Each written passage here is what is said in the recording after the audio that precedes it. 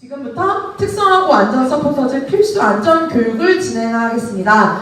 필수 교육을 맡은 저는 특성화 고등학생 권리연합회 연시영 대표입니다. 되게 기본적이고 쉽고 바로바로 알아들을 수 있게 정리를 했으니까 편안하게 들어주시면 좋을 것 같습니다. 들어가기 전에 퀴즈를 제가 낼게요.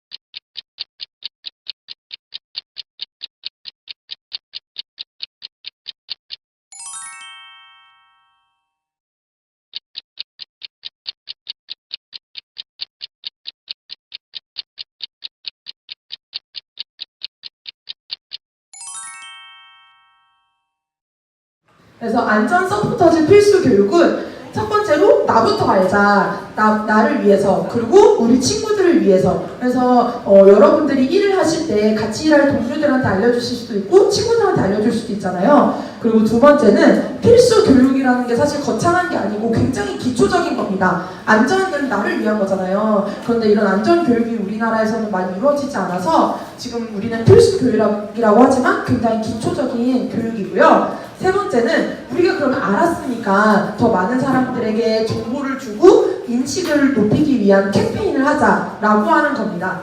네. 그래서 첫 번째로는 기본 지식을 좀 알려드리려고 하는데요.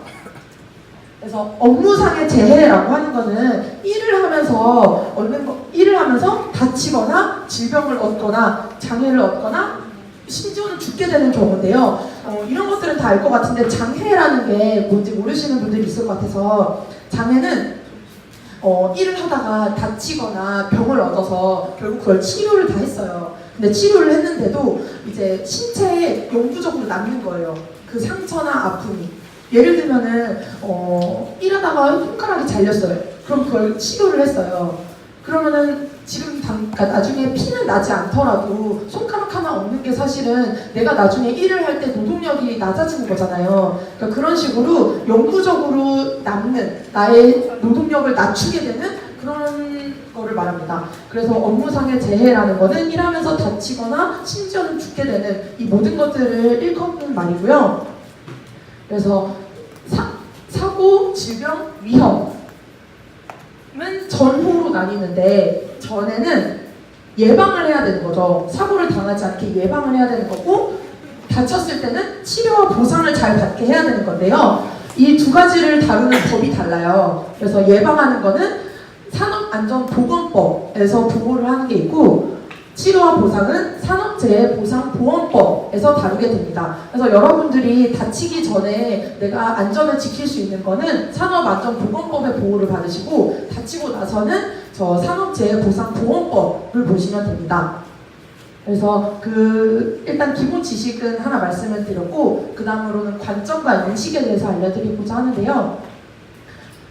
이것도 퀴즈였는데 가장 그럼 중요한 건 뭘까요? 안전의식입니다. 이걸 알려드리고 싶었는데요. 네, 안전의식이고요.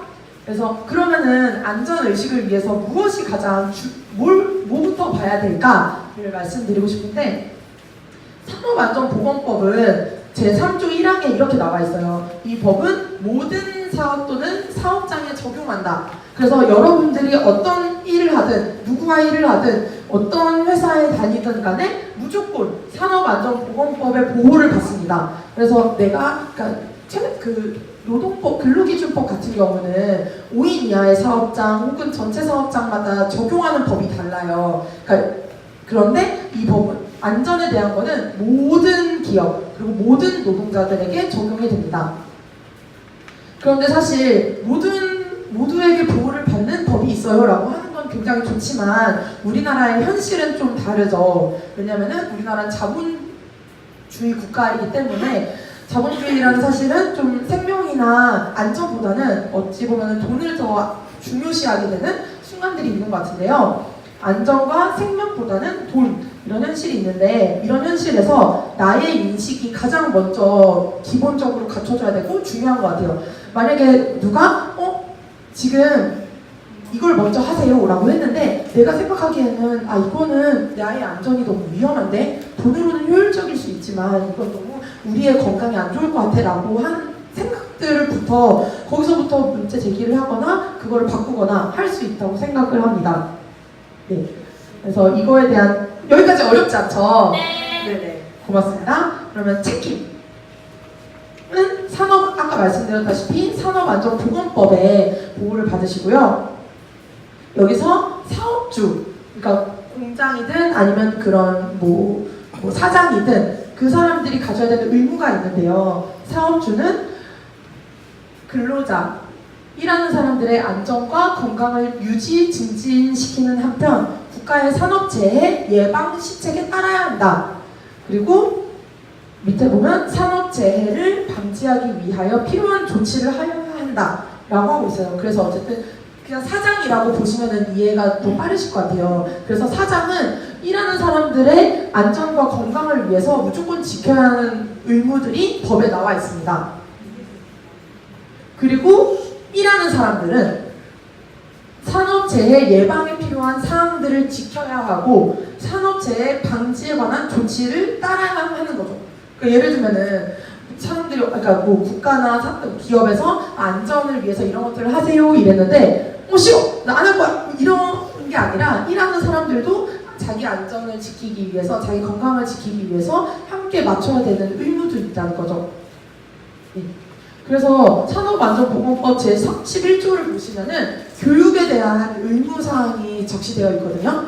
그래서 여러분들은 이제 산업고등학교니까 많은 분들이 이제 사무직을 하실 가능성이 높잖아요. 그래서 사무직에도 나와 있어요. 사무직 종사 근로자 외의 근로자. 이건 여러분들이 아닌 다른 분들인데요. 어쨌든 뭐 매분기 3시간 이상 뭐 이런 식으로 구체적인 시간이 나와 있거든요.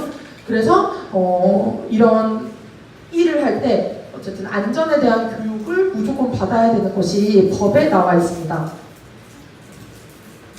그리고 일하는 사람들이라면 4대 보험을 필수로 들어야 되는데요.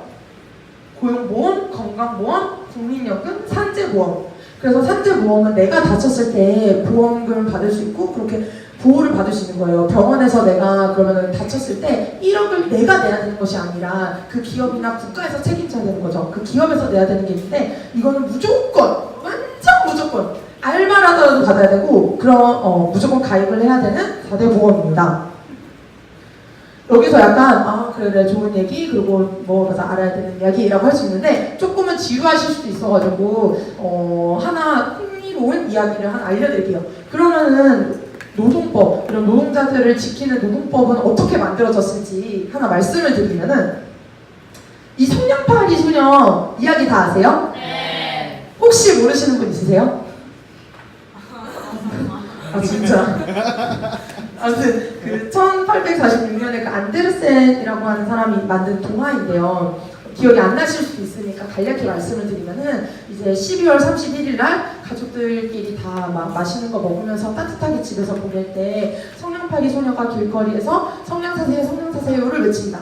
근데 너무 추우니까 그 추위를 좀 이렇게 하기 위해서 성냥을 하나 딱 폈더니 따뜻한 불빛들이 나오고 두 번째 또 이걸 했더니 음식들이 막 그 불빛 속에서 환상인 거죠. 음식들이 막 보여요. 그리고 또 하나 켰더니 불빛 사이로 막 할머니가 나타나고 그래서 그 할머니와 함께 계속 할머니를 머무르게 하고 싶어서 계속 촛불을 켭니다.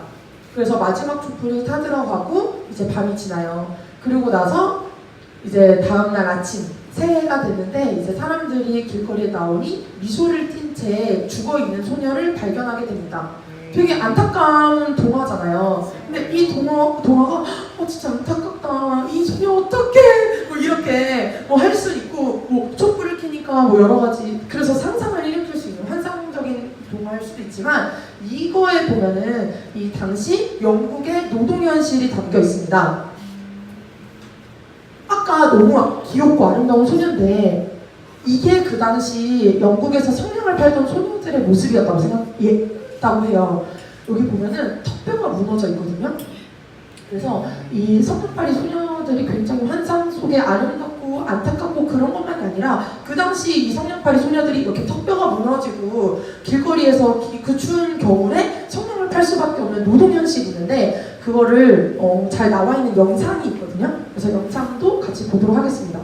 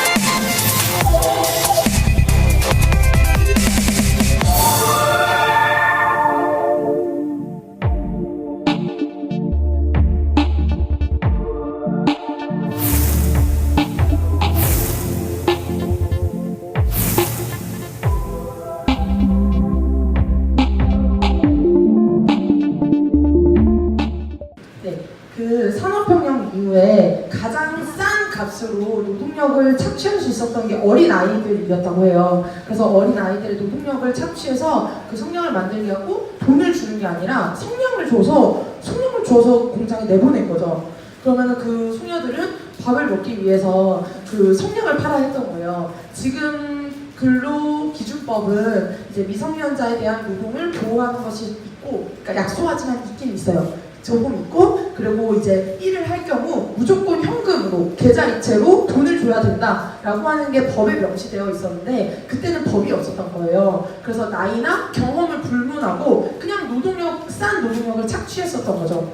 그래서 그 당시 이제 그 성냥을 계속 팔면서 이렇게 만들고 팔면서 턱뼈가 무너진 소녀들이 이걸 팔기 위해서 길거리를 다니다가 뼈가 녹고 그리고 춥고 못 먹고 그러면서 결국은 많은 소녀들이 죽게 되었다는 보고서가 드러났습니다. 그래서 이런 현실들이 있는데 계속 이렇게 그러니까 사람들은 이 성냥팔이 소녀들뿐만이 아니라 많은 사람들이 돈을 벌 수가 없어서, 왜냐면 다 값싼 노동력 취급받으니까 정말 이만큼 일했는데 이만큼 돈을 받게 되는 거예요. 그럼 그 사람들이 밖에 나가서 뭘 사 먹거나 뭘 사거나 그러지 않잖아요. 그러다 보니 점점 공장에는 물건이 쌓이고 공장은 많이 문을 닫게 됩니다. 그러자 공장장과 사장들이 이러다가 다 망하겠다 싶어가지고 만든 게 노동법이에요. 뭔가 노동자들이 우리 이거 해주세요가 아니라 처음 노동법이 만들어진 영국의 노동법의 취지가 공장장들이 이러다 우리 다 망하겠다라고 해서 조금의 그런 것들을 보호를 하고자 만든 게 노동법이고, 그래서 사실 이 노동법이 진짜 일하는 사람들에게 맞게 그리고 현실에서 잘 짚어질 수 있게 개정이 되어야 되고 지금 계속 그런 것들이 잘 이루어질 수 있게 하는 것도 되게 중요한 것 같아요. 그래서 잠깐 노동법이 어떻게 만들어졌는지 말씀을 드렸고요. 그 다음으로는 네, 그래서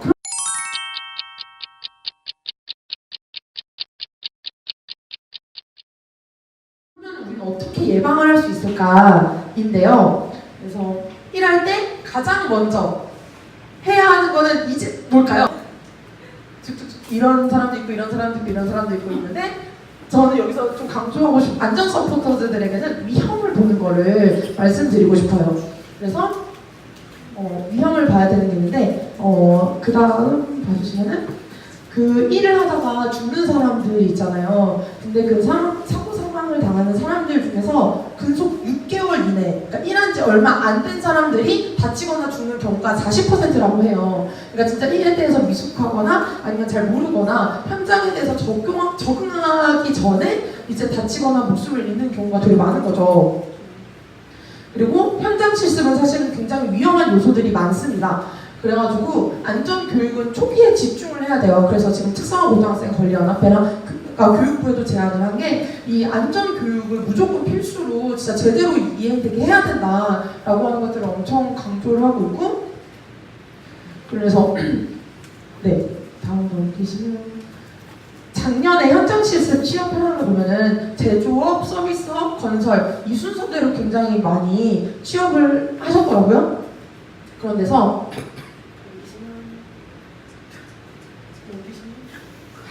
네, 우리나라의 산업 재해는 떨어져서가 14,000명, 넘어져서 15,000명, 피임이 13,000이에요. 작년에 제주도에서 한 특성고 학생이 현장 실습으로 생수 공장에서 일하다가 기계에 목이 끼어가지고 목숨을 잃었잖아요. 그런 것처럼 끼어가지고 다치거나 죽는 사람이 한 해에 13,000명이고요. 그 밖에도 절단, 배임, 찔림, 화재, 폭발, 파열, 교통사고, 무리한 동작, 물체에 맞음, 부딪힘 이렇게 다치는 경우가 굉장히 많습니다. 그리고 기타가 7%밖에 안 되더라도 여기에 포함되지 않게 다치거나 목숨을 잃는 경우도 굉장히 많은 거죠. 그래서 직업병도 굉장히 많고 직업 관련성 질병, 그러니까 직업병은 일을 하다가 예를 들면 내가 핸드폰 공장에서 핸드폰을 만들다가 중금속 중독이 돼가지고 혹은 화학물이 몸에 쌓여가지고 죽게 되는 직업병도 있는데요. 작업 관련성 질병도 있는 거예요.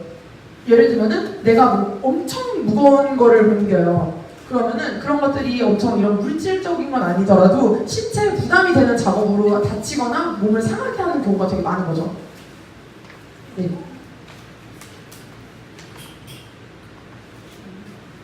네, 이런 건 넘어가도 될 것 같고, 소음도 정해져 있는데 그 이상의 그런 운동을 하면 안 되는 거고요. 그런데 우리나라에서는 사실은 그런 안전보다는 성과 압박이 되게 합법적이고 문제시 되진 않아요. 그래서 이거 혹시 콜수 못 채웠어 아세요? 전주에서 특성화고 다니는 학생이 있었거든요. 여학생이 있었는데 이 여학생은 애견 미용이 전공이었어요. 강아지들, 그렇게 동물을 이렇게 미용하고 관리하는 거를 전공으로 배웠는데 학교에서 콜센터에 현장 실습을 보낸 거예요. 그래서 콜센터에서는 이 학생 보고 계속 전화해, 그리고 계속 성과를 채워 라고 엄청 압박을 하니까 이 학생이 고3의 나이에 자살을 했거든요. 그러니까 그런 것처럼 지금 사실은 안전에 대한 것들, 그리고 노동자들을 보호하고 학생들을 보호하는 것들보다는 학생들을 어쨌든 엄청 값싼 노동력으로 하면서 성과를 압박하는 그런 것들에 대한 문화가 계속 존재하고 있습니다. 그래서 우리나라에 뭐 성형외과도 있고 아니면 뭐 이비인후과도 있고 다 병원마다 의사들이 있잖아요. 그런데 이제 우리나라에서 그러면 일을 하다가 다치는 사람들 혹은 일을 하다가 정신적으로 아픈 사람들을 이렇게 봐주고 치료해주는 사람들이 있거든요. 그게 바로 작업환경의학과 의사라고 해요. 그래서 내가 콜센터에서 일하다가 너무 정신적 스트레스를 받아요. 그 정신적인 아픔까지도 봐주는 게 작업환경의학과 의사예요. 근데 우리나라에서는 이 의사가 많이 있는 편은 아니거든요. 그래서 사실은 이런 정신질환에 대해서 많이 드러나지도 않고 그런 것들에 대한 되게 중요성 있게 의사들을 많이 보호해준다든지 이렇게 지원해주는 것도 많이 없는 현실은 있습니다. 그래서 그럼 우리는 어떤 자세가 필요할지 말씀을 드리면 내가 그러면 사직할 각오로 이런 안전에 대한 활동을 해야겠다 이런 거나 그런 게 아니라 관리자도 모를 수가 있거든요. 예를 들면 제가 최근에 어떤 상담을 했는데 내가 근로계약서를 써야 되는데 관리자가 몰라요. 막 이런 경우가 있어요. 안전에 대해서 관리자 나를 관리하는 사람이 모를 수도 있고 법에 대해서 전혀 모를 수 있거든요. 그래서 일단 나부터 알아야 된다라는 게 있고요. 물질 라벨, 여러분들이 어떤 곳에서 일을 하실지 모르겠지만은 물질 라벨들이 다 있어요. 아까 사용 금지, 고압 전기 경고 이런 것들이 다 담긴 MSDS라고 하는 게 있는데요. 물질 안전 보건 자료를 꼭 찍어뒀다가 내가 어떤 일을 할 때 뭔가 내가 알 수 없는 표지판이 보이면은 그걸 꼭 체크해서 조심하셨으면 좋겠습니다. 그리고 치료와 보상을 제대로 받아야 되는데요. 우리나라는 산재가 진짜 많아요. 내가 안 다칠 거야 라고 해도 너무너무 많고 내가 무의식 중에 모르는 사이에 정말 어떤 일이 당할지도 모르는 거잖아요. 그래서 보면은 우리나라에서 국가에서 딱 통계를 낸 걸로 보면은 다친 사람은 약 9만 명, 그리고 사망한 사람은 약 2천 명이라고 하는데요. 실제로 9만 명이 아니라 150만 명입니다. 그래서 다음에 더 기가 막힌데요. OECD에서 산재 사고로 죽은 사람, 다친 사람이 아니라 죽은 사람을 봤을 때 OECD에서 우리나라가 1위예요. 그러니까 정말 일하다가 죽는 것이 전 세계적으로 너무너무 많고 압도적으로 여기 밑에 나라도 다 칠레, 터키, 멕시코 이런 나라들이에요. 그러니까 정말 우리나라가 너무너무 위험한 그런 산재 왕국이라고 불릴 정도로 산재 사고와 죽게 되는 경우가 되게 많은데요. 그러면은 근데 이 사람들이 대부분 그냥 개인이 처리를 해야 되거나 그래요. 그러면 왜 산재 보험 처리를 못했을까를 시사인이라고 하는 곳에서 조사를 했는데 원청, 하청, 그러니까 업체로부터 불이익을 받지 않으려고. 왜냐면 내가 만약에 일을 하다가 다쳤어요. 그러면 저 이거 다쳤는데 산재 신청할게요. 산재 보험 처리해주세요. 이러면은 나 잘리는 거 아닐까? 라고 하는, 그리고 나 밑보이면 어떡하지? 라고 하는 불안이 있는 거죠. 그리고 하청업체에서 산재 보험 처리를 못하게 강요해서. 혹시 하청업체 뭔지 아세요? 그쵸. 그래서 만약에 삼성이 있으면은 삼성에서 핸드폰 디스플레이를 그러니까 만약에 핸드폰을 만들어요. 그러면은 하청을 다 줘요. 여기서는 액정을 만드세요. 여기서는 키보드를 만드세요. 여기서는 배터리를 만드세요. 이런 것들. 그러면은 막 여러 가지 업체들이 있는데 하청업체에서는 그런 것들을 다 이제 막 일을 만들기 싫어서 산재 보험 처리 못하게 강요하는 경우들도 있다고 해요. 그래서 강요의 압박을 받아서 산재 보험을 처리 못하는 분들도 있고, 원청 업체, 예를 들면 삼성이죠. 삼성에서 산재 보험 처리 못하게 강요해서, 그러니까 삼성이든 아니면 그 밑에서 내가 이렇게 고용돼가지고 있는 하청 업체든, 그러니까 노동자에게 산재 보험 처리하지 마세요라고 하는 게 있어요. 왜냐면은 산재 보험을 안 하잖아요? 그러면 자기네들은 보험료를 감면을 받거든요. 그래서 대기업들은 보험료를 감면받고, 그러면은 대기업에서, 그러니까 산재 보험 처리가 안 되면은 이건 다 내가 만약에 손가락이 다쳤어요. 그러면은 이건 산재 보험이 아니라 내 개인 보험으로 해요. 그러면은 우리나라 국민건강보험의 재정이 또 부담되는 거죠. 무슨 말씀이신지 알겠죠? 기업에서 처리해야 되는 건데 기업에서 처리하는 게 아니라 국가에서 책임져야 되는 거예요. 그리고 동일한 산재의 재발이 되는 거죠. 예를 들면은 이거 너무 장점에서 불편하신 분들도 있을 것 같고, 예를 들면 한 공장에서 계속 노폐물이 쌓여가지고 목이 상해요. 목이 상하면은 이게 만약에 한 공장에 10명이 목을 다쳤다 라고 하면은 그런 것들이 쌓이고 쌓여서 여기는 왜 이렇게 많은 노동자들이 자꾸 목을 다치게 될까? 이런 조사하게 되고 그거에 대해서 지원을 하거나 보호할 수 있는 제도나 법이 만들어져야 되는데 자꾸 그게 산재 처리가 아니라 개인 보험으로 처리를 하게 되면은 그거는 그냥 개인의 부주의, 개인의 문제로 처리되는 거죠. 그러면은 계속 이 문제들은 해결되지 않은 채 내가 될 수도 있고 또 누가 될 수도 있고, 그러면서 계속 이 문제가 발생되는 문제를 낳게 됩니다. 그래서 아까 정답 완전 맞추셨는데 산재 신청은 근로복지공단에 하셔야 돼요. 그래서 네, 여기서는 처음 이제 산재 신청을 하실 때는 제자의 인적사항, 그러니까 다친 사람의 내 정보, 그리고 그 다친 거를 본 사람, 그리고 사고 경위 등을 기재하고 사업주와 신청인의 사인이 해야 됩니다. 그래서 병원에 제출하여 요양급여 신청서 뒷면에 의사 소견서도 작성해야 되고요. 그리고 사업장이 만약에 예를 들면 관악구면은 서울 남부 근로복지공단 지사에 그리고 병원, 회사에 하나씩 제출을 하면 되는데요. 몇 가지 꼭꼭꼭 아셨으면 좋겠는 정보만 찍었거든요. 그래서 이거는 메모하셔도 되고 사진 찍어도 되고 하니까 꼭 아셨으면 좋겠는데, 병원비는 월급의 70%까지 받을 수가 있어요. 그리고 후유 장애도 보상을 받을 수 있습니다. 그러니까 지금 당장 다친 게 아니라 예를 들면 내가 무슨 사고를 당했을 때 그 사고로 인해서 후유 장애가 생길 수 있어요. 계속 그 장면이 잊혀지지 않는다든지. 약간 작년에 그 제주 실습생이 죽었잖아요. 그때 그 현장에 있었던 그러니까 그 장면을 목격하진 않았지만 그 자리에 있었던 친구들은 진짜 그 외적 스트레스 장애가 되게 있는 거예요. 너무 아프고 상처고. 예를 들면 여기는 다 6명이서 같은 회사에서 일을 했을 때 누구 한 명이 죽었다고 생각을 해봐요. 그거를 목격했거나 아니면 그 정보를 접했던 그 친구들은 엄청 그게 남아있는 거거든요. 그래서 후유 장애도 보상이 가능합니다.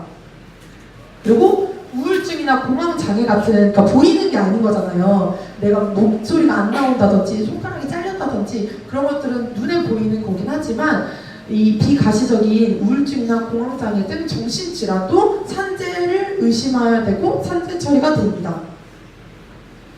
그리고 가끔씩 이 계약서를 쓸 때 산재보험 적용 제외라는 거를 막 이렇게 체크할 때가 있어요. 그것도 꼼꼼히 봐가지고 그걸 하면 안 돼요. 왜냐면은 산재보험 적용을 하지 않게 하려는 꼼수거든요. 그래서 그런 것들을 꼭 꼼꼼히 보셔야 되고, 일하다가 아프면 작업환경의학과 의사를 찾아야 됩니다. 그리고 산재보험은 가입하지 않은 사업장 노동자도 산재보험 혜택을 받을 수 있어요. 예를 들면 저 근데 그 산재보험 가입 안 했는데 어떡하죠? 라고 해도 산재보험의 혜택을 받을 수 있고요. 사장님이 반대해도 산재 신청이 가능해요. 그리고 노동자가 실수해서 다치더라도 산재 신청이 가능하고요. 회사를 그만두고 나서도 산재 신청이 가능해요. 아르바이트 직원도 산재 보험을 받을 수 있어요. 내가 버거킹에서 햄버거 만들 수, 아니 나 알바생이라서 나 그런 거 만들걸? 아니에요. 무조건 받으실 수 있고, 휴게 시간이나 점심 시간에 다쳐도 보상이 가능해요. 그리고 출근, 퇴근하다 다쳐도 보상이 가능해요. 내가 출근하다가 다쳤는데 이거 어떻게 그냥 가능해요. 누가 영어 넣었었어요? 회식 중에 다쳐도 보상이 가능해요. 고객에게 맞아도 산재 가능해요. 최근에 진짜 완전 열받는 거 있었는데 SKT인가요? 그 유튜브에 떴는데 어떤 백화점 화장품 판매하시는 노동자분이 완전 진상 고객이 막 그 화장품 막 던지고 막 그래가지고 완전 막 그걸 너무 괴로워하시고 그런 영상이 떴거든요. 그러니까 그런 것도 그게 내가 만약에 손가락 살리거나 목소리가 안 나거나 그런 거를 떠나서 그런 것도 산재가 가능해요. 그래서 꼭 기억해야 될 거를 한 장으로 정리했는데요. 이건 다음이. 어쨌든 의식은 우리가 안전을 꼭 우선하고 중요시하게, 이걸 가장 기본적으로 알아야 그러니까 꼭 느껴야 되는 안전 의식이 있고, 그 다음에 권리 의식이 있는 게요. 안전에 대해서 중요하다고 몇 번 말해도 나는 안 될 거야가 아니라 나는 당당하게 산재 보험을 이렇게 요구할 수 있고, 그리고 내가 다쳐서 이거를 이렇게 지원해 달라거나 아니면 나를 보호해 달라라고 하는 권리가 있는 거예요, 여러분들은. 그리고 정보 인식만 있는 게 아니라 구체적으로 정보도 아셔야겠죠.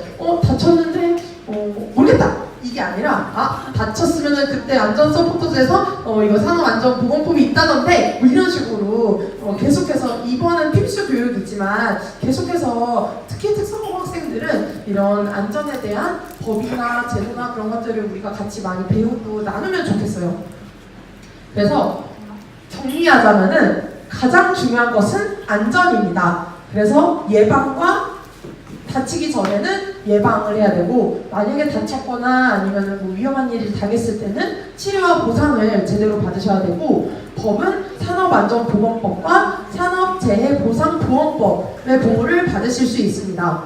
그리고 안전과 보건에 대한 상위 보호 권리를 해야 되고, 위험을 회피할 권리도 여러분들은 있으시고, 네, 사업주의 책임도 정확하게 있는 거고, 만약에 사업재 신청할 때는 근로복지공단에 연락을 하는 것. 그래서 근로복지공단을 꼭 기억하셨으면 좋겠어요. 네.